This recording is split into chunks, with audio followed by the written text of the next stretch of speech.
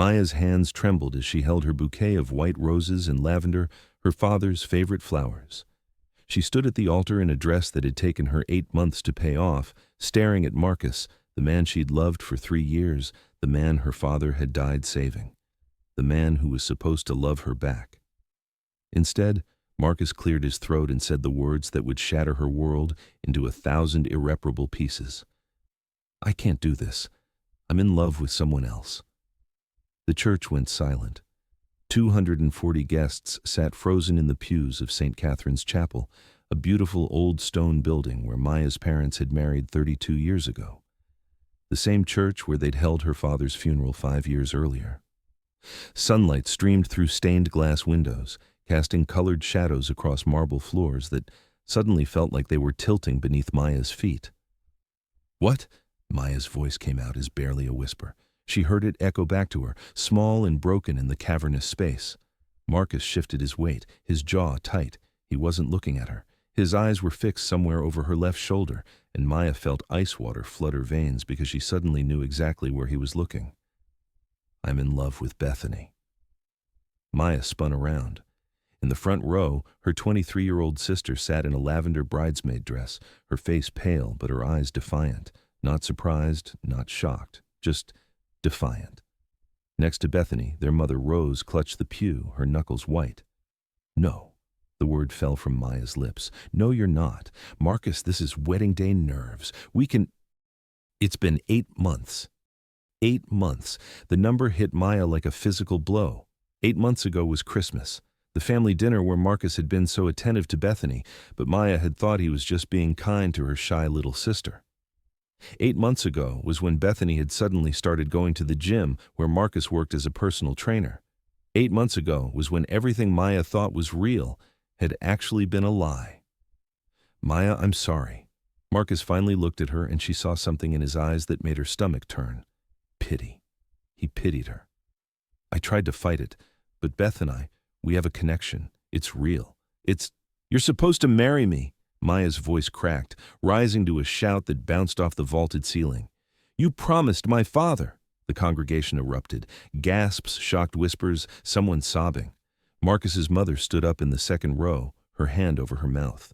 His father grabbed her arm, pulling her back down. On Maya's side, her mother Rose let out a sound like a wounded animal. Marcus's face hardened. "Your father's been dead for 5 years, Maya. I can't live my life based on a promise I made to a dead man." The cruelty of those words landed like a slap. Several guests stood up, voices rising in outrage. Maya heard her Uncle Frank shouting something, heard Marcus's groomsmen behind the altar shifting uncomfortably. Jessica, her maid of honor and best friend since childhood, stepped forward and grabbed Maya's arm. "Don't you dare!" Jessica hissed at Marcus, her voice venomous. "Don't you dare disrespect Doc like that. He saved your life." "And I'm grateful," Marcus said, but his tone suggested otherwise. "But I can't marry someone out of gratitude. That's not fair to either of us." Maya's mother Rose stood on shaking legs. Her face had gone gray, her breathing rapid and shallow. "Bethany," she whispered, staring at her younger daughter. "How could you?" Bethany stood too, and Maya saw her sister's hand was trembling as she smoothed down her bridesmaid dress. But when she spoke, her voice was steady. "I didn't mean for it to happen, Mom, but Marcus and I, we fell in love. Real love, not the kind based on obligation." The implication was clear, brutal. Maya felt the world spinning. Her vision narrowed to a tunnel, sound becoming muffled and distant. This couldn't be happening. This was a nightmare. She would wake up in her apartment, and it would be the morning of her wedding, and everything would be fine. But she didn't wake up. Instead, she watched as Marcus descended the altar steps and took Bethany's hand. Her sister. Her baby sister who Maya had protected from bullies in middle school, who she'd helped with homework, who she'd lent money to when Bethany's car broke down last year. That sister. "I know this is awful timing," Marcus was saying, addressing the shocked congregation like he was giving a presentation at work. "And I know this isn't how anyone expected today to go, but Beth and I, we want to be together. We're going to be together." Maya's mother swayed. Uncle Frank, her father's younger brother, caught Rose before she fell. "Call 911!" he shouted. Rose, stay with me! Breathe! The chaos erupted. People rushed forward. Someone was screaming. Jessica had her arm around Maya, trying to hold her up as Maya's legs gave out. She sank to her knees on the altar steps, her $3,200 dress pooling around her like melting snow. Through the chaos, Maya saw Bethany lean up and kiss Marcus. Right there, in front of everyone, in front of their mother who was being lowered to the floor by concerned guests, in front of the family who'd driven from 3 states away, in front of the memory of the man who'd given his life so Marcus could live. 5 years ago, Daniel Doc Rivers had been driving home from a late shift at the VA hospital where he worked as a counselor for veterans.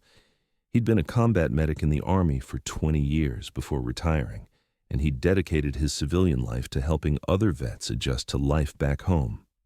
He was beloved in the community, known for his kindness, his wisdom, and his fierce loyalty to the Iron Brotherhood motorcycle club he'd been part of for 15 years. That night, Marcus had been crossing the street near the hospital. A drunk driver ran a red light, heading straight for him. Doc saw it happen. He was on his motorcycle, stopped at the light. He could have stayed safe. Instead, he gunned his engine, threw himself between Marcus and the car, and pushed Marcus out of the way. The car hit Doc instead. He died 2 hours later in the same hospital where he'd worked, surrounded by the veterans he'd counseled and the brothers from his motorcycle club who'd rushed to his side.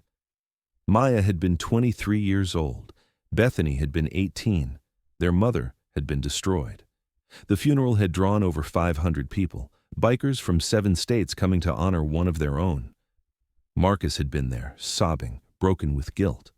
He'd stood at the grave and sworn to Doc's memory that he'd take care of Maya, that he'd honor Doc's sacrifice by being the man Doc would have wanted for his daughter. He'd held Maya through her grief, been patient and kind. And Maya, vulnerable and aching for the father she'd lost, had fallen in love with the man her father had died to save. She'd thought it meant something. She'd thought it was fate, tragic but beautiful. Her father had brought them together, even in death. Now, kneeling in her wedding dress, watching her sister kiss her fiancé, Maya understood the truth. Marcus had never loved her. He'd dated her out of obligation, proposed out of guilt, and the moment someone more appealing came along, he'd abandoned everything. The paramedics arrived within 8 minutes.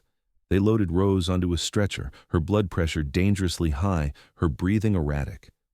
Uncle Frank rode with her in the ambulance, but not before he turned to Marcus with such fury in his eyes that 2 groomsmen stepped between them.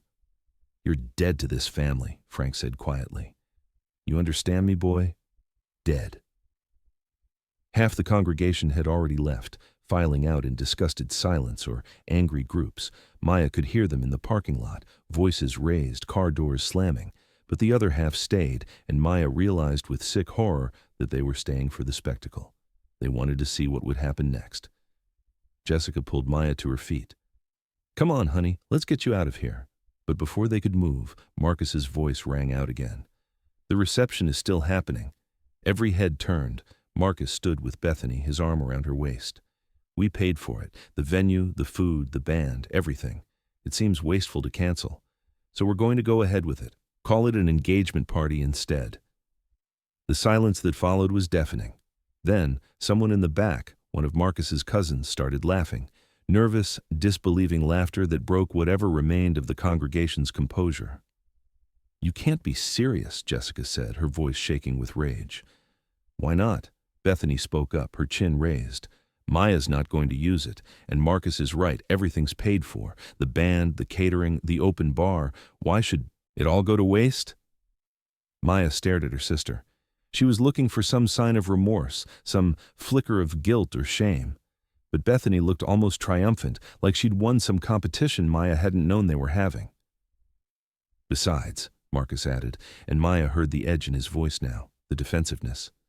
"Maybe this will help Maya get some closure, see us happy together, realize this is for the best." Jessica lunged forward, but Maya caught her arm. "Don't," Maya whispered. Her voice sounded hollow, distant, like it belonged to someone else. "Just don't." She turned and walked down the aisle, Jessica supporting her on one side, her Aunt Patricia appearing on the other. Behind her she heard Marcus and Bethany talking to the remaining guests, actually inviting them to the reception. Some people were leaving. Others, God help them, were staying. The bridal suite was in a small building adjacent to the church. Maya's bridesmaids had gotten ready there that morning, laughing and drinking mimosas and taking pictures that were supposed to commemorate the happiest day of Maya's life. Now Maya stood in front of the mirror, staring at her reflection. Her makeup was ruined, mascara streaking down her cheeks. Her carefully styled hair was coming loose. The dress that had made her feel like a princess now felt like a costume, a cruel joke. Jessica's phone kept buzzing. "Maya," she said carefully, "people are posting about this online. It's spreading fast." Maya didn't care. She couldn't care. Her mother was in an ambulance. Her sister had betrayed her. The man she'd loved, the man her father had died for, had humiliated her in front of everyone she knew. From the reception venue next door, she could hear music starting. They were actually doing it. Marcus and Bethany were actually having a party to celebrate destroying her life. Maya sank into a chair, still in her wedding dress, and stared at the wall. On a side table sat a framed photo someone had placed there that morning. It showed Maya at age 10, sitting on her father's motorcycle, wearing his leather jacket that was comically too big. Doc was standing next to her, grinning, his arm around her shoulders. He looked so strong, so protective, so alive. "I miss you, Daddy," Maya whispered. "I need you." But her father was gone, and the man he'd died to save was celebrating with her sister in the building next door. Jessica knelt in front of Maya, taking her hands. "Honey, I need to show you something, but I need you to stay calm, okay?" Maya nodded numbly. Jessica pulled out her phone and opened TikTok. The video had been posted 20 minutes ago and already had over 200,000 views. It was footage from the church. Jessica must have recorded it. The title read, "Groom leaves bride at altar for her sister.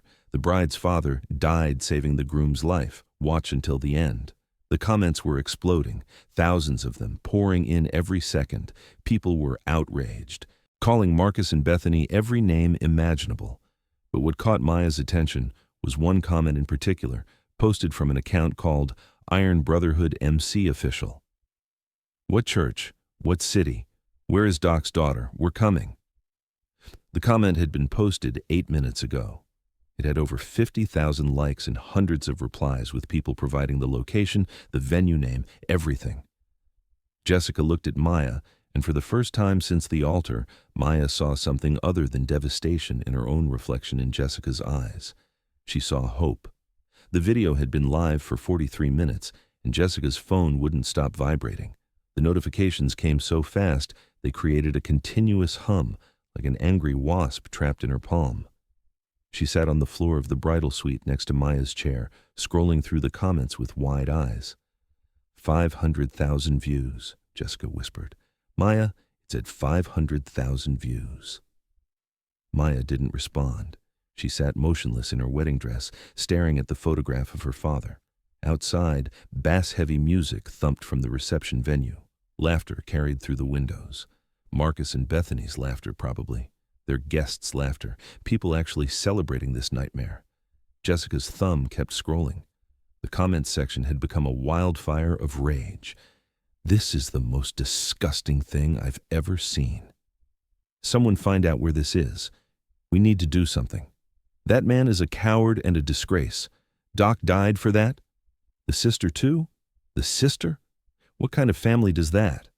I hope they both rot." The shares were climbing even faster than the views. Facebook, Twitter, Instagram, Reddit. The video was spreading across every platform, each repost adding fuel to the fire. People were tagging news stations, influencers, celebrities. Someone had already created a hashtag, "Justice for Doc's daughter." Jessica had titled the video carefully, making sure everyone understood the full scope of the betrayal. "Groom abandons bride at altar for her sister. The bride's father, a military veteran and beloved biker, died saving the groom's life 5 years ago. The groom promised to take care of her. This is how he kept that promise."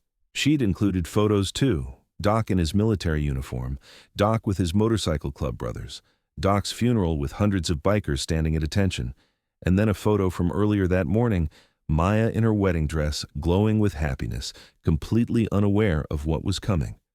The contrast was devastating, and the internet was responding with unprecedented fury.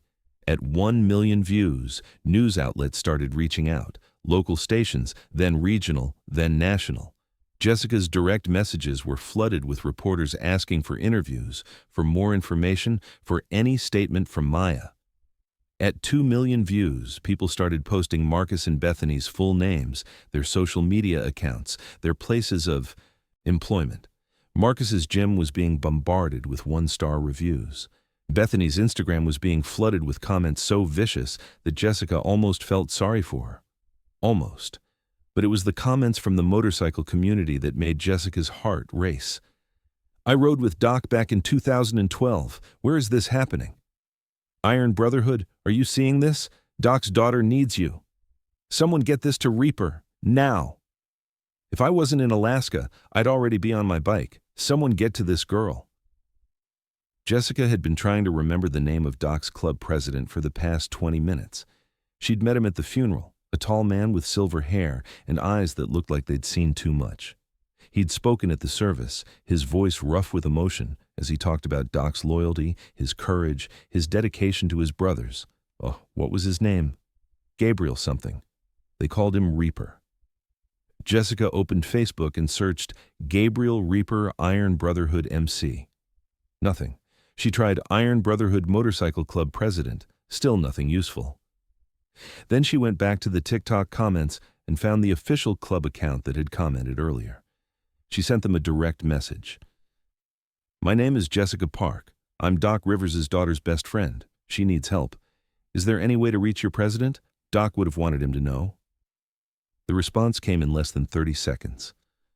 Already on it. Reaper's been notified. Give us the venue address. Jessica's hands shook as she typed out the information. The Riverside Estate and Gardens, 274 Oak Valley Road. She added, they're having the reception right now. Marcus and the sister, they're actually celebrating. Copy that. Help is coming.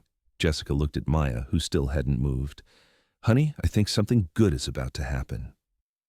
But Maya just closed her eyes. Nothing good is going to happen, Jess. It's over. Everything's over. From next door, the music got louder. Through the window, Jessica could see guests arriving at the reception venue. Some looked uncomfortable, checking their phones, whispering to each other. But others were laughing, carrying gifts, acting like this was a normal celebration. Marcus's family, mostly. And some of Bethany's friends from college who'd always been more loyal to her than to Maya. Jessica's phone rang. Unknown number. She answered cautiously. Is this Jessica Park? The voice was deep, rough, with the kind of authority that made you sit up straight even over the phone. Yes, who's this? Gabriel Stone. People call me Reaper. You messaged my club about Doc's daughter. Jessica's breath caught. Yes, sir. I don't know if you remember me, but I was at Doc's funeral. I'm Maya's best friend, and she needs help. What happened today, it's worse than the video shows. I've seen the video. Reaper's voice was cold, controlled, but Jessica could hear the rage underneath it. Seen it 5 times. Now? Can barely watch it without putting my fist through a wall. How's Maya? Jessica glanced at her friend, still frozen in her chair. Broken. Her mom collapsed. They took her to the hospital. And Marcus and Bethany, they're actually having the reception. They're calling it their engagement party. They're celebrating Reaper. They're celebrating what they did to her. The silence on the other end was so long, Jessica thought the call had dropped. Then Reaper spoke, and his voice made Jessica's skin prickle. What's the venue address? 274 Oak Valley Road, the Riverside Estate and Gardens. It's about 15 minutes outside the city. How many people at this reception? Maybe 100. Some people left after the church, but his family stayed. Her sister's friends. People without shame, apparently. Jessica, I need you to listen to me carefully. Reaper's tone shifted, became focused. In about 2.5 hours, things are going to get loud, real loud. I need you to keep Maya in that bridal suite. Don't let her leave. Don't let her go to that reception. Can you do that? What's going to happen? Justice. Doc's kind of justice. We failed him once by not staying in touch with his daughter. We're not failing him again. The call ended. Jessica stared at her phone, her heart pounding. She had no idea what Reaper meant, but something in his voice told her that Marcus and Bethany's celebration was about to get very, very complicated. She checked the video again. 5 million views. The number kept climbing. People were posting it everywhere, adding their own commentary, their own outrage. Someone had created a GoFundMe for Maya without asking permission. It had already raised $12,000. Marcus's employer, Elite Fitness Gym, had posted a statement on their Facebook page within the last 10 minutes. "We are aware of the incident involving one of our trainers. We are conducting an internal investigation and will respond appropriately." The comments on that post were ruthless.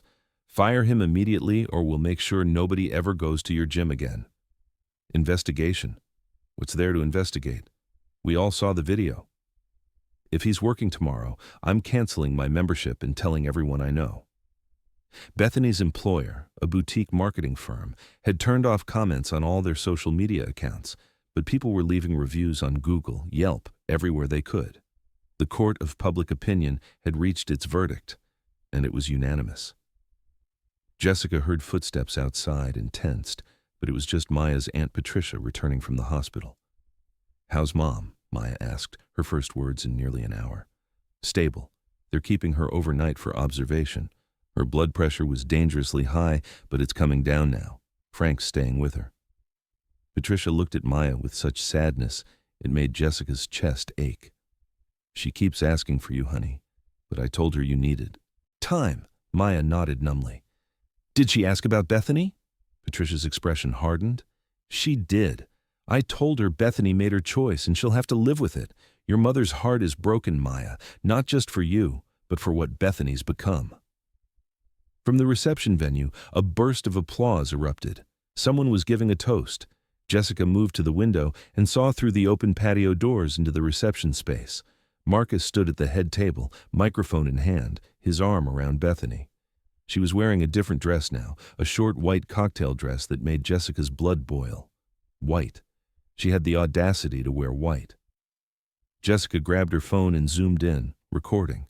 She couldn't hear what Marcus was saying, but she captured Bethany laughing, Marcus kissing her cheek, guests raising champagne flutes, the whole grotesque celebration. She posted it immediately. "Update, they're actually toasting. They're celebrating destroying someone's life. This is happening right now." The comments came even faster than before. "I've never wanted to throw a phone at something so badly. Where are this girl's friends, her family? Why isn't anyone stopping this? If I lived anywhere near there, I'd show up and flip every table. Someone needs to teach them both a lesson." And then, buried in the hundreds of comments, Jessica saw a new one from the Iron Brotherhood MC account. "Teaching them a lesson is exactly what we're about to do. See you soon, Maya." Jessica showed the comment to Maya, who finally looked up. "What does that mean?" "I don't know," Jessica admitted. "But Reaper called me. Doc's club president. He said help is coming. He said in about 2 hours things are going to get loud." For the first time since the altar, something flickered in Maya's eyes. Not hope exactly, but something. Awareness maybe. A crack in the numbness. "My dad's club, but I haven't heard from them in 5 years, since the funeral. Apparently the internet has a way of bringing people together." Jessica knelt beside her friend again. "Maya, however this ends, you need to know something. The whole world is on your side right now. Millions of people have seen what Marcus and Bethany did, and they're furious." Maya looked at her phone as Jessica scrolled through the comments. Thousands upon thousands of strangers, all expressing outrage on her behalf, all demanding justice, all supporting her. "This is insane," Maya whispered. "This is what you deserve. People seeing the truth. Marcus and Bethany can pretend this is okay, can celebrate like they didn't do anything wrong, but the whole world knows better." Another burst of laughter from the reception. The band had started playing, something upbeat and cheerful. Jessica watched through the window as Marcus pulled Bethany onto the dance floor. Her sister was glowing, radiant, acting like this was the best day of her life. "They don't even care," Maya said quietly. "They're not sorry. They're not ashamed. They're just happy." "For now," Jessica said darkly. She checked her phone again. The video was approaching 10 million views. It had been shared over 500,000 times. News articles were being written. Think pieces about betrayal, about family loyalty, about respecting the dead. Her phone buzzed with another message from the Iron Brotherhood account. 45 minutes out. Tell Maya her father would be proud of her, and tell her she's about to remember what it means to have real family. Jessica read it aloud. Maya's eyes filled with tears for the first time since the church. I don't understand. What are they going to do? I don't know. But whatever it is, I have a feeling Marcus and Bethany's party is about to end. Outside, the sun was starting to set, painting the sky in shades of orange and pink. The reception venue's patio was filled with guests enjoying cocktails and appetizers. Music poured from open windows. String lights twinkled in the garden. It looked beautiful, romantic, perfect. It looked like everything Maya's wedding reception was supposed to be. But in 45 minutes, if Reaper kept his word, everything was about to change. Jessica pulled up a chair next to Maya and took her hand. Whatever happens next, I'm right here, okay? Maya squeezed her hand back. Okay. And from somewhere in the distance, too far to hear yet, but getting closer with every passing second, 400 motorcycles roared to life and pointed their chrome toward Oak Valley Road. The call went out at 3:47 in the afternoon, transmitted through encrypted channels that connected 7 state chapters of the Iron Brotherhood Motorcycle Club. Gabriel Reaper Stone stood in his garage in northern Nevada, his phone in one hand and Doc Rivers' memorial vest in the other, and spoke with a voice that carried the weight of command earned over 32 years of brotherhood. Emergency mobilization. Doc's daughter needs us. All chapters, all members who can ride. Destination is Riverside Estate and Gardens, 274 Oak Valley Road, just outside Sacramento. We ride in 2 hours, full colors. This is not optional. The response was instantaneous and overwhelming. In Los Angeles, chapter president Marcus Hammer Thompson was at his daughter's dance recital when his phone buzzed. He read the message, kissed his daughter's forehead, whispered an apology to his wife, and walked out of the auditorium.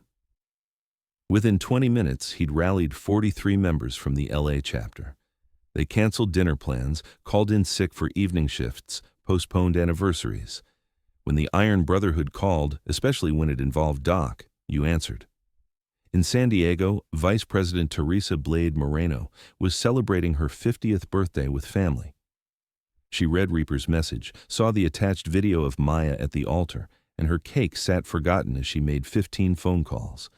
38 bikes were rolling, within the hour. In Phoenix, Road Captain David Smoke Harrison had just gotten off a 12-hour shift as a firefighter. He was exhausted, planning to collapse on his couch with a beer.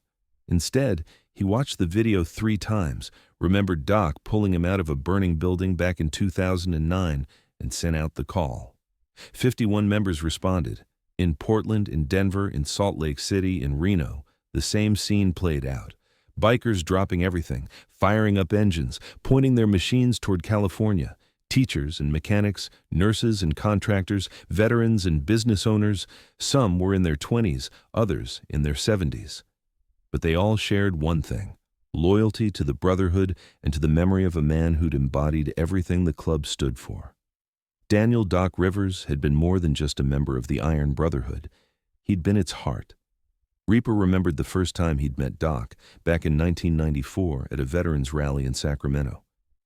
Doc had been fresh out of the Army, 20 years of service as a combat medic behind him, and he'd shown up alone on a beat-up Harley with a 1,000-yard stare that Reaper recognized immediately.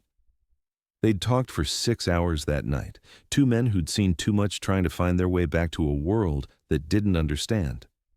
Doc had joined the club a month later, and over the next 20 years, he'd become its conscience. He was the one who pushed them toward charity work, organizing toy drives for children's hospitals and fundraisers for homeless veterans. He was the one who'd sit up all night with a brother going through a divorce or battling addiction, never judging, always supporting. He'd stitched up more wounds than Reaper could count, both physical and emotional, and he'd done it all with a quiet strength that inspired everyone around him. As road captain, Doc had led runs across the western states, always putting safety first, always making sure every rider got home alive. He'd organized the club's famous cross-country run in 2008, a journey that had raised over $100,000 for wounded veterans. He'd been there for every member's crisis, every family emergency, every moment when brotherhood meant the difference between survival and collapse. And he'd been there for Reaper on the worst day of Reaper's life, when Reaper's son had died from an overdose. Doc had sat with him for 3 days straight, saying nothing, just being present while Reaper's world fell apart. That kind of loyalty couldn't be measured or repaid. It could only be honored. When Doc died, saving Marcus, Reaper had been in Montana on business. He'd gotten the call at 2 in the morning and had ridden 18 hours straight to get back for the funeral. He'd arrived to find hundreds of bikers already there, brothers from clubs across the country coming to honor one of their own. The funeral had been the largest Reaper had ever seen. Over 500 people, half of them in leather and denim, the other half civilians whose lives Doc had touched, veterans he'd counseled, families he'd helped, people who'd known him from the hospital or the community center or just from his kindness on the street. Reaper had stood at the grave with Maya on one side and Rose on the other, watching as a military honor guard folded the flag. He'd watched Marcus sob uncontrollably, watched this young man of 24 completely shattered by guilt and grief. And when Marcus had approached him after the ceremony and sworn to take care of Maya, to honor Doc's memory by being the man Doc would have wanted for his daughter, Reaper had believed him. He'd believed Marcus would keep that promise. That was Reaper's failure. He'd trusted a stranger's word, and he'd lost touch with Doc's family. Life had gotten busy. The club had faced internal issues, member disputes, legal troubles. Reaper's own health had suffered, a heart attack 2 years ago that had slowed him down. He'd meant to call Maya, to check in, but weeks became months, became years. And now this. Now Doc's daughter standing at an altar, betrayed by the man her father had died for, humiliated in front of everyone she knew. The video had been like a knife to Reaper's chest. He'd watched Maya's face as Marcus said those words, watched her world crumble, and he'd seen Doc's eyes looking back at him. She had her father's eyes, that same mix of strength and kindness. Reaper had failed Doc once by not staying in his daughter's life. He wouldn't fail him again. He pulled on his leather vest, the one with the president's patch across the back and Doc's memorial pin over the heart. Then he walked out to his garage where his Harley waited, a 2012 Road King that Doc had helped him rebuild after the heart attack. Doc's fingerprints were literally on this machine, grease marks from helping install the new engine. "I'm coming, brother," Reaper said quietly. "Your daughter won't stand alone. Not tonight. Not ever again." He fired up the engine and rolled out into the Nevada afternoon. Within minutes, 3 other bikes joined him, then 7 more, then 20. The Nevada chapter was mobilizing, and as they hit the highway toward California, Reaper's phone kept buzzing with updates. LA chapter rolling, 43 riders strong. San Diego en route, 38 bikes. Phoenix chapter moving, 51 members confirmed. Portland here, 29 riders, ETA 7 hours, but we're pushing it.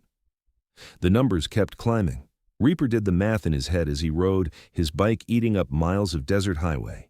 If everyone who'd confirmed actually showed, they'd have close to 400 riders converging on that venue. 400 brothers and sisters coming together for one purpose, to honor Doc's memory and protect his daughter. The sun beat down on his back as Nevada gave way to California. Other bikes appeared on the Deer Highway, groups of 3 and 5 and 10, all wearing Iron Brotherhood colors, all headed in the same direction. They'd form up at a rally point outside Sacramento, organize into proper formation, and then make their entrance. Reaper checked his phone at a rest stop. The video was up to 23 million views now. News outlets were covering it. Celebrities were commenting on it. The entire internet had united in fury against Marcus and Bethany, but fury alone wouldn't help Maya. Action would, presence would, showing her that her father's family hadn't forgotten her. His phone rang. It was Hammer from the LA chapter. "Boss, we're getting messages. People want to join us. Riders from other clubs, independents, people who knew Doc from the VA. What do we tell them?" Reaper thought about it. If they knew Doc, if they rode with him even once, they're welcome. This isn't about club politics. This is about family. Copy that. We've got at least 50 more wanting to ride with us. By 5:30 in the evening, the rally point was a sea of chrome and leather. A truck stop off Interstate 80 had been transformed into a staging area. Bikes lined up in formation, riders checking engines and adjusting mirrors. The noise was incredible, a symphony of rumbling engines that made the ground vibrate. Reaper stood on the bed of a pickup truck, looking out at the assembled riders. He counted bikes, did the math, and felt his throat tighten. 412 motorcycles. Over 400 people had dropped everything to answer this call. "Listen up," his voice carried across the parking lot, cutting through the engine noise. "Most of you knew Doc. Some of you served with him. Some of you rode with him. All of you know what kind of man he was." Heads nodded. Someone shouted, "Best damn brother we ever had." Today, his daughter was betrayed by the man Doc died saving, betrayed in the worst way possible, in front of everyone she knows, by the man she trusted and her own sister. And those two are right now having a party, celebrating what they did, while Doc's daughter sits alone in a wedding dress she'll never get to wear for the right reasons. The crowd stirred, angry mutters rippling through the ranks. "We're not going there for violence," Reaper continued, his voice hard. "We're not going there to break laws or cause trouble. We're going there to remind everyone in that venue what real loyalty looks like. We're going there to show Maya that her father's family didn't forget her. And we're going there to make damn sure those two people understand exactly what they threw away when they betrayed Doc's daughter." A roar of approval, fists pumping the air. "We ride in formation. We follow every traffic law. We give cops zero reasons to stop us. But when we get there, we make our presence known. We make it loud. And we make it clear that Maya Rivers doesn't stand alone." Another roar, louder this time. "For Doc!" someone shouted. "For Doc!" the crowd echoed. Reaper climbed down and mounted his bike. At 6:15, with the sun starting its descent toward the horizon, 412 motorcycles rolled out of that truck stop in perfect formation. Meanwhile, at the Riverside Estate and Gardens, the reception was in full swing. Marcus stood at the bar, his fourth whiskey in hand, laughing at something his cousin Brad was saying. He'd changed out of his tuxedo into jeans and a button-down shirt, the collar open, looking relaxed and happy. Bethany was on the dance floor with her college friends, her white cocktail dress spinning as she twirled, her laughter ringing across the patio. The guest count had settled at around 90 people. Some had left after the church, disgusted by the betrayal. But Marcus's family had mostly stayed, and Bethany's friends had all shown up, eager to celebrate what they saw as a romantic love story. Two people who couldn't fight their feelings, who chose love over obligation. Marcus's mother, Linda, stood near the gift table, rearranging flowers and defending her son to anyone who questioned the day's events. "Marcus has been unhappy for years," she told her sister Karen, her voice carrying across the patio. "Maya's a nice girl, but she was never right for him. Too serious, too focused on her father's memory. A man can't live in a dead man's shadow forever." Karen nodded, though she looked uncomfortable. "Still, at the altar, though, in front of everyone. Better to be honest than live a lie. And Bethany, well, you can see how happy they are together. Sometimes love doesn't follow the rules." On the other side of the venue, Bethany's college roommate Emma was taking selfies with the happy couple, posting them to Instagram with captions like, "When you know," and "Real love always wins." The comments on her posts were being deleted as fast as they came in, mostly people calling them all terrible names, but Emma kept posting anyway. Marcus's best man, Jason, approached the bar. "Dude, have you seen the internet today?" Marcus waved him off. "I don't care about the internet. Bunch of strangers who don't know the whole story." "Bro, it's bad. The video has like 25 million views. People are calling your gym. They're posting your address." "Let them talk. It'll blow over in a week. Internet outrage always does." Marcus drained his whiskey and signaled for another. "Besides, we did nothing wrong. You can't help who you fall in love with." Jason looked doubtful, but didn't push it. Instead, he pulled out his phone and scrolled through notifications. His face went pale. "Marcus, there's something you should see." "Not interested." "Seriously, man, people are saying bikers are coming here. Like, a lot of bikers." Marcus finally looked at Jason's phone. The messages were everywhere. Reddit threads, Twitter posts, Facebook comments, all saying the same thing. The Iron Brotherhood is mobilizing. Doc's club is coming. 400 bikes headed to that venue. Marcus laughed, though it sounded forced. "Internet tough guys. They're not actually coming. It's just people talking shit. But across the patio, Bethany had seen similar messages. She pulled Marcus aside, her face tight with concern. Maybe we should leave, just in case. And let internet trolls control us? No way. This is our party. Let them come if they want. I'll call the cops and have them arrested for trespassing. Marcus. Beth, stop worrying. Nobody's coming. And if they do, they'll take one look at security and turn around. This is private property. They can't touch us. But as he said it, as he tried to convince himself, Marcus felt a flutter of unease in his chest. He remembered Doc's funeral, remembered the sheer number of bikers who'd shown up, remembered how intimidating they'd looked, how powerful, how united. He pushed the thought away and pulled Bethany onto the dance floor. At 6:45, a venue staff member ran up to the manager, her face panicked. "Sir, there's something on the highway. I can see it from the parking lot. It looks like—" The manager followed her to the edge of the property. In the distance, on the highway that led to the venue, a dark mass was moving. As it got closer, the sound became audible. The sound of 400 motorcycles all heading their way. The rumble was growing louder. The rumble started as a vibration in the ground, so subtle at first that people thought it was thunder from a distant storm. Then, the champagne glasses on the tables began to rattle. Then, the windows started to shake.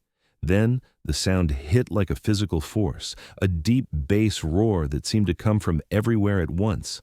The music stopped. The DJ lifted his headphones, confused. Conversations died mid-sentence. Everyone turned toward the entrance, toward the growing thunder that was rapidly becoming deafening. Marcus felt his stomach drop. "No," he whispered, "no way." They came around the corner in perfect formation, 4 rows deep and stretching back so far, Marcus couldn't see where the line ended. Chrome and leather and steel, moving with military precision. The lead bikes bore American flags that snapped in the wind. Behind them, riders wore cuts covered in patches, the Iron Brotherhood insignia prominent on every back. 412 motorcycles rolled into the Riverside Estate and Gardens parking lot, and the sound was apocalyptic. Guests stumbled back from the patio, drinks forgotten, mouths open in shock. The venue staff stood frozen, completely unprepared for this. Marcus's mother grabbed her husband's arm, her face drained of color. Bethany had stopped dancing, one hand pressed to her mouth, her eyes wide with fear. The bikes filled every available space in the parking lot, then spilled onto the grass, onto the access road, lining up with mathematical precision. The riders didn't shut off their engines, not yet. They sat on their machines, letting the sound wash over the venue like a tidal wave, a statement of power that needed no words. Then, as if responding to an invisible signal, all 412 engines cut off simultaneously. The silence that followed was somehow more terrifying than the noise. 412 riders dismounted. They moved in unison, boots hitting pavement, leather creaking, forming ranks that faced the reception patio. Men and women of every age, every background, united by the patches on their backs and the purpose that had brought them here. At the front stood Gabriel Reaper Stone. He was 63 years old, 6 feet 2 inches tall, with silver hair pulled back in a ponytail and a face carved from granite. He wore a leather vest covered in patches, but the one that caught everyone's eye was pinned directly over his heart, a memorial patch with Doc Rivers' face and the words, "Gone but never forgotten. Always our brother." Reaper walked forward slowly, his boots echoing on the stone pathway that led to the patio. Behind him, the Iron Brotherhood followed, not rushing, not threatening, just moving with the calm confidence of people who knew they had every right to be there. Marcus stepped forward, trying to project authority he didn't feel. "This is private property. You need to leave. Now." Reaper stopped 10 feet away. He looked at Marcus with eyes that had seen combat in 3 wars, that had watched brothers die, that had buried too many good men. When he spoke, his voice was quiet, but it carried to every corner of the venue. "You're Marcus Dalton, the man Doc Rivers died saving." It wasn't a question. The words landed like an indictment. Around the patio, guests shifted uncomfortably. Some pulled out their phones, already recording. "I don't know what you think you're doing here, but my name is Gabriel Stone. Doc was my brother for 20 years, road captain of the Iron Brotherhood, the best man I ever knew." Reaper's voice never rose, but the intensity behind it made Marcus take a step back. And you made him a promise. Do you remember that promise, Marcus? Marcus's jaw clenched. That was 5 years ago. People change. Situations change. Answer the question. Do you remember what you promised Doc as he was dying in the street? The patio had gone completely silent. Even the staff had stopped moving, transfixed by the confrontation unfolding before them. Marcus's face flushed. I promised I'd take care of Maya, but I can't spend my whole life. You promised you'd honor his sacrifice. Reaper cut him off. You promised you'd be worthy of the life he gave you. You stood at his grave, and you swore to everyone there that you would take care of his daughter, that you'd be the man Doc believed you could be. A woman stepped forward from the ranks of bikers, tears streaming down her face. She was in her 50s, heavy-set, with kind eyes. I'm Teresa Moreno. Doc saved my son's life in 2007 when he overdosed. Stayed with him in the hospital for 3 days, helped us find a good rehab program. My son's been clean for 16 years now because Doc didn't give up on him. Another rider moved forward, a tall black man with gray in his beard. David Harrison. Doc pulled me out of a burning building in 2009. I'm a firefighter now because of him. He showed me what it meant to save lives. More stories came, one after another, bikers stepping forward to share what Doc had meant to them, how he'd helped them through divorces and addictions and PTSD, how he'd been there at 3 in the morning when they needed someone, how he'd given money he didn't have to brothers who were struggling, how he'd organized fundraisers and toy drives and veteran support groups. The picture they painted was devastating. Doc Rivers had been a hero, a man who'd spent his life helping others, and this was his legacy. People who loved him, people who'd been saved by him, people who remembered. Marcus's mother Linda was crying now, her hand over her mouth. Several of Marcus's relatives had moved away from him, distancing themselves physically from what was happening. Reaper spoke again. Doc gave you more than his life, Marcus. He gave you everything. Who made the down payment on your house? Marcus didn't answer. Who? Reaper's voice hardened. Say it out loud so everyone can hear. Doc did, Marcus whispered, louder. Doc made the down payment on my house, Marcus shouted, his face red with shame and anger. $12,000, Reaper said. Every penny he'd saved for his own retirement. He gave it to you because he believed in you. Who co-signed the loan for your car? Marcus's shoulders slumped. Doc? Who got you the job at Elite Fitness through his connections at the Veterans Center? Doc. Who spent 3 months helping you work through the trauma of the accident, sitting with you through panic attacks, never asking for anything in return? Doc. Marcus's voice was barely audible now. Who treated you like a son, who invited you to family dinners every Sunday, who welcomed you into his home and his life, and gave you the family you told him you never had growing up? Marcus couldn't speak. Tears were streaming down his face, but Reaper wasn't finished. And you repaid all of that by humiliating his daughter in front of 200 people, by betraying her with her own sister, by throwing away every sacrifice he made for you like it meant nothing.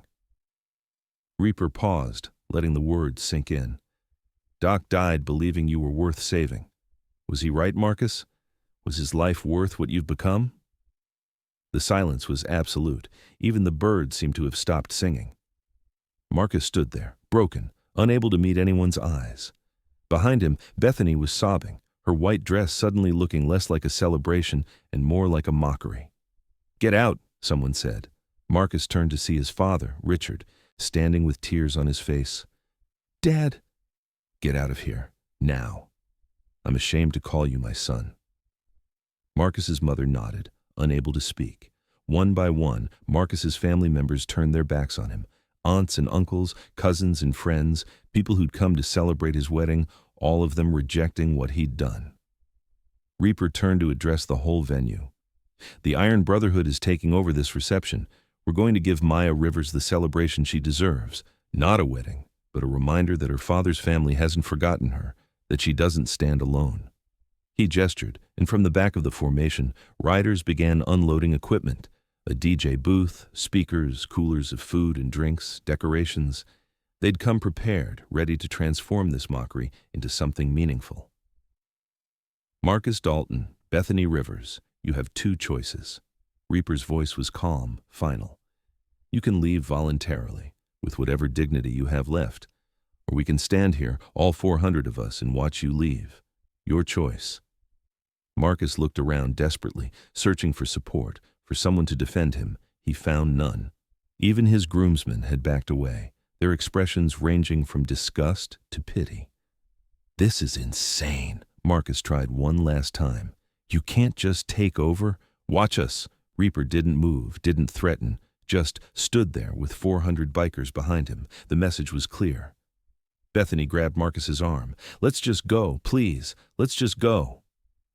For a moment, Marcus looked like he might fight, might argue, might try to reclaim some control over this disaster.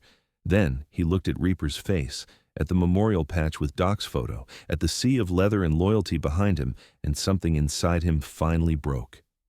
"Fine, we're leaving." They walked toward the parking lot, but they had to pass through the corridor of bikers to reach Marcus's car. 400 people watched them in complete silence, no one moving, no one speaking, just witnessing their departure. The walk of shame seemed to last forever. Bethany was sobbing openly now. Marcus kept his eyes straight ahead, his jaw clenched so tight it looked painful. When they finally reached his car, Marcus fumbled with his keys, dropped them, picked them up with shaking hands. As they drove away, past rows and rows of motorcycles, past the assembled brotherhood, someone started a slow clap. Then another. Then all 400 were clapping, not in celebration, but in dismissal. A sound that said, "You're not welcome here. You never will be again." The car disappeared down the road, and the moment it was out of sight, the energy shifted. Reaper pulled out his phone and dialed. "Jessica, it's Reaper. Tell Maya it's time. Bring her to her party." Inside the bridal suite, Maya heard the words and felt Jessica squeeze her hand. "Ready?" Jessica asked. Maya stood, still in her wedding dress, her eyes red from crying but her spine straight. "I'm ready." They walked out of the building together, and Maya stopped dead at what she saw. The reception venue had been transformed. The Iron Brotherhood had moved with incredible efficiency, clearing away Marcus and Bethany's decorations and replacing them with their own. Long tables were being set up, covered with food that riders had brought from home. A proper DJ booth was being assembled, equipped with enough speakers to entertain an army. String lights were being hung in new patterns, creating a warm glow as evening approached. But it was the people that made Maya's breath catch. 400 bikers, men and women who'd ridden from 7 states, all of them turning to look at her as she appeared. 400 faces, many with tears in their eyes, all of them smiling. Reaper walked up to her and Maya saw the memorial patch on his vest. Her father's face, younger than she remembered him, smiling at the camera. "Hello, Maya. I'm sorry I haven't been around. Your father would have kicked my ass for that, and he'd have been right to do it." Maya couldn't speak. She just stared at this man she barely remembered from the funeral, this stranger who'd brought an army to defend her. "Your dad was my best friend for 20 years, my brother, my conscience, the best of us." Reaper's voice was thick with emotion. "And we failed you by not staying in your life. But we're here now, and we're not going anywhere ever again." A woman approached, the one who'd spoken earlier about her son. Teresa held out a leather vest, smaller, fitted for a woman, with a custom patch sewn on the back. The patch showed a rose surrounded by motorcycle chains with words embroidered above and below, "Doc's daughter, and forever protected." "Every member of this family wears their cuts with pride," Teresa said gently, helping Maya slip the vest on over her wedding dress. "Welcome home, Maya." The image was surreal. A bride in a white dress and a leather vest, standing surrounded by 400 bikers, all of them looking at her with love and loyalty. Someone started clapping. Then everyone joined in, a thunderous applause that echoed across the venue. Maya finally found her voice. "You came. All of you came." "Of course we came," Reaper said simply. "You're Doc's daughter, your family, and family shows up." The party that followed was unlike anything Maya could have imagined. Within 30 minutes, the Riverside Estate and Gardens had been completely transformed from the venue of her humiliation into something that felt like a homecoming she'd never known she needed. The Iron Brotherhood moved with practiced efficiency, each member seeming to know exactly what needed to be done. Tables were rearranged into a massive U-shape, creating an open center space for dancing and mingling. The DJ, A biker named Carlos, who apparently ran a successful event company in San Diego, was setting up equipment that made the venue's original sound system look like a child's toy. Food appeared from seemingly nowhere, riders pulling containers from their saddlebags and bike trailers, creating a potluck feast that covered 3 tables. Teresa and 4 other biker women gently guided Maya away from the crowd. "Come on, honey, let's get you out of that dress and into something more comfortable." They led her to the bridal suite, and Maya felt a surge of panic. "I don't have anything else to wear. Everything was supposed to be at Marcus's place, at our place, at—" She trailed off, the reality hitting her again. She didn't have a place. She'd given up her apartment 2 months ago, moved her things into Marcus's house in preparation for the wedding.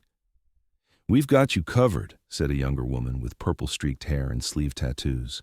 "I'm Rachel. I've got 3 sisters about your size. We brought options." They had indeed. Within minutes, the bridal suite was filled with clothing choices: jeans, comfortable shirts, boots in various sizes. But what caught Maya's eye was a leather jacket laid carefully across the chair, black leather with silver zippers, clearly broken in but well maintained. "That was going to be your father's next birthday present," Teresa said softly. "He'd ordered it custom, but he died before it arrived. Reaper's been keeping it safe for 16 years. He always said he was waiting for the right moment to give it to someone Doc would have wanted to have it." Maya picked up the jacket with trembling hands. It was perfect, substantial, but not heavy, the leather soft from whatever treatment her father had requested. When she turned it over, she saw the custom work on the back. Above the Iron Brotherhood logo was embroidered "Doc's Legacy" in silver thread, and below it, freshly added, "Maya Rivers, Forever Family." "We added your name this morning," Rachel explained.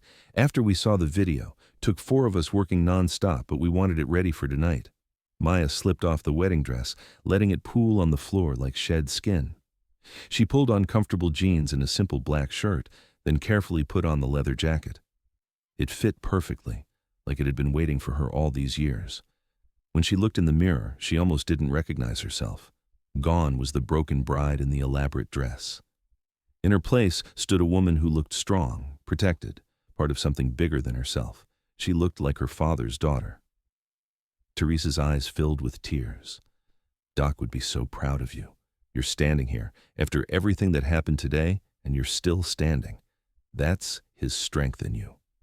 They walked back out to the venue, and the transformation was complete. The sun had fully set now, and the string lights created a warm golden glow across the entire space. The DJ was playing classic rock, not too loud, just right for conversation. Bikers filled every available space, talking, laughing, sharing stories. Some of Marcus's former guests had stayed, the ones who'd been disgusted by his behavior, and they mingled awkwardly but genuinely with the leather-clad crowd. When Maya appeared in the jacket, a cheer went up that seemed to shake the trees. Reaper raised his beer in salute, and 400 others followed suit. "To Maya, to Doc's daughter, to family." The next 3 hours were a blur of stories and laughter and tears. Bikers kept approaching Maya, introducing themselves, sharing memories of her father. Some stories she knew, but most were new, windows into parts of her father's life she'd never seen. A man named Bobby told her about the time Doc had talked him out of suicide, spending 8 hours on the phone one night, never once making Bobby feel weak or judged. A woman named Christine described how Doc had paid for her daughter's surgery when insurance denied the claim, $15,000 he'd somehow scraped together, never asking for repayment. An older veteran named Raymond, tears streaming down his weathered face, explained how Doc had helped him reconnect with his estranged son, facilitating conversations, driving Raymond 300 miles to make peace before it was too late. "Your father saw the best in people," Raymond said, his voice shaking. "Even when they couldn't see it themselves, he made you believe you could be better, and then he helped you get there." Jessica had been documenting everything on her phone, and at 8:30, she posted an update to the viral video. The new footage showed the bikers' arrival, Reaper's confrontation with Marcus, and the transformation of the reception. But mostly it showed Maya laughing with strangers who were becoming family, wearing her father's jacket, surrounded by love. Update: Doc's family showed up, 400 strong. This is what real loyalty looks like. This is what real family does. Maya's worst day just became something beautiful. The video exploded even faster than the first one. Within an hour, it had 20 million views. Celebrities were sharing it. News outlets were covering it live. The comments section was flooded with people crying, people sharing their own stories of betrayal and redemption, people expressing awe at the Brotherhood's response. "I'm not crying. You're crying. This is the most beautiful thing I've ever seen." 400 people showed up for her. That's family. Meanwhile, Marcus and Bethany are probably realizing what they lost. Doc's looking down with the biggest smile right now. At 9 o'clock, Reaper called for everyone's attention. The crowd quieted, turning toward where he stood on a slightly elevated platform near the DJ booth. He held a microphone, and next to him stood Maya, nervous but steady. "Most of you have heard Maya's name tonight, but you haven't heard from Maya herself," Reaper said. "I think it's time we did. Maya, if you're willing." Maya took the microphone with shaking hands. 400 faces looked back at her, along with countless phone cameras recording for the millions watching online. For a moment, her mind went blank. Then she looked down at the jacket she was wearing, felt its weight on her shoulders, and remembered why it mattered. "I didn't know any of you this morning," she began, her voice soft but clear. "This morning, I thought I knew who my family was. I thought I knew who loved me and who would stand by me. I was wrong about almost everything." She paused, gathering her thoughts. "My father died when I was 23. It destroyed me. I lost my best friend, my protector, my hero. And when Marcus promised to take care of me, I thought Dad had somehow sent him to me. I thought it was meant to be. I thought love and loyalty were the same thing." The crowd was absolutely silent. "Today, I learned the difference. Love is a feeling. It comes and goes. It changes. But loyalty, real loyalty, that's a choice. It's action. It's 400 people dropping everything and riding for hours because someone needed help. It's strangers becoming family because that's what honor demands." Maya's voice strengthened. "Marcus loved me, maybe in his way, but he was never loyal. He took everything my father gave him and threw it away the moment it became inconvenient. My sister, she chose passion over loyalty, excitement over integrity, and I'm standing here tonight realizing that I'm better off without either of them." Applause rippled through the crowd, but Maya held up her hand. "My father used to tell me that you can judge people by what they do when it costs them something. Anyone can be kind when it's easy. Real character shows up when kindness is expensive, when loyalty requires sacrifice." She looked at Reaper, at Teresa, at the sea of leather and chrome. "Every single one of you sacrificed something to be here tonight. Time, money, convenience, comfort. You didn't know me. Most of you haven't seen me since I was a kid. But you came anyway because loyalty meant more than convenience." Her voice cracked with emotion. "Thank you. Thank you for showing me what my father's legacy really looks like. Thank you for reminding me that I'm not alone. Thank you for proving that real family isn't about blood or obligation. It's about honor and choice and showing up when it matters most."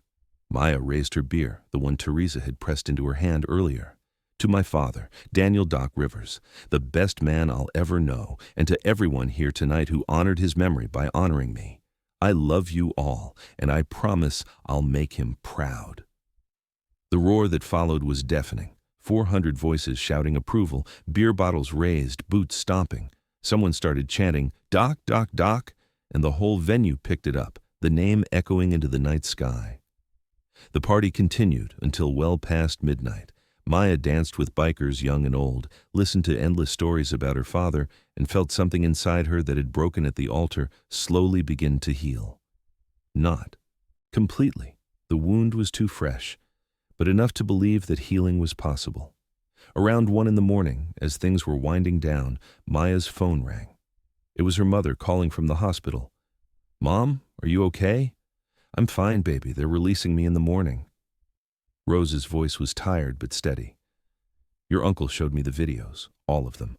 Oh, Maya, your father's friends, they really came. 400 of them, Mom." "I know, I saw." Rose was crying now. "I'm so sorry. About Bethany, about Marcus, about all of it. I failed you." "No, Mom, you didn't fail me. They failed us both. Your father would have been so proud of you tonight, the way you stood up there and spoke. The way you're handling this, you're stronger than I ever was."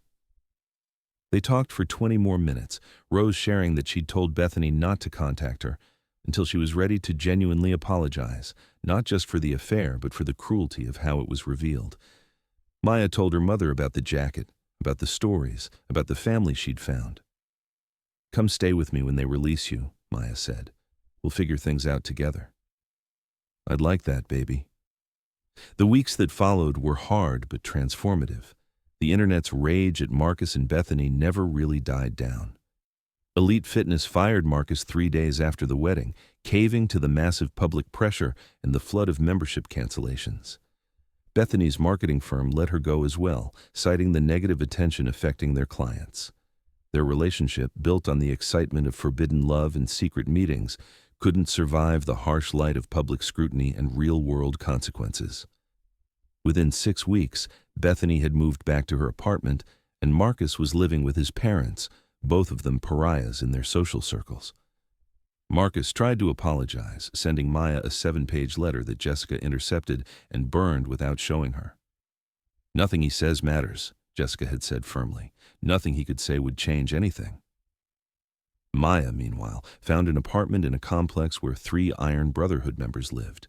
Reaper helped her move in, along with 20 other bikers who made the process take 2 hours instead of 2 days. Her new place was small, but hers, filled with furniture donated by various club members and decorated with photos of her father.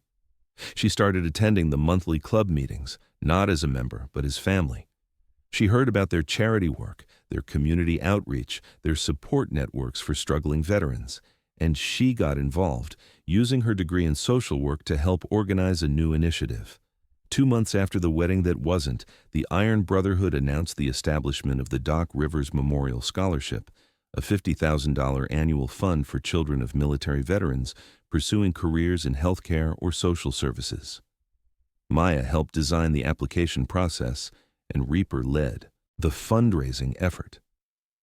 On a cool Saturday morning in late autumn, Maya stood at her father's grave with Reaper beside her. She held the wedding bouquet, somehow still intact after being preserved by one of the biker women who apparently did floral design. The gravestone was simple. Daniel Doc Rivers, combat medic, beloved father, loyal brother. Below that, someone had added a small plaque, "He saved lives. His daughter saves his legacy." Maya placed the bouquet at the base of the stone. "Hey, Dad. Sorry it took me so long to visit. It's been a complicated few months."